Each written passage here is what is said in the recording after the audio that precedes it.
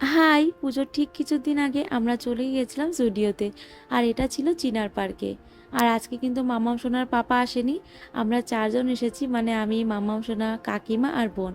আর জানো তো, আমার আর মামাম সোনার আসার কোনো প্ল্যানই ছিল না।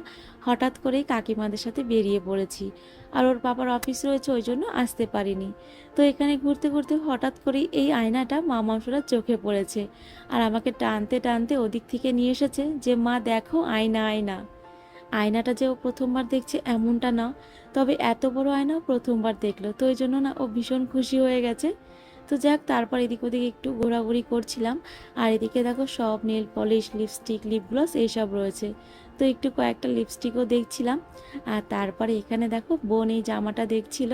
আর তার সাথে আমিও এই যে এই জামাটা দেখছিলাম। বেশ পছন্দ হয়েছিল, তবে নেবো কিনা বুঝতেই পারছিলাম না।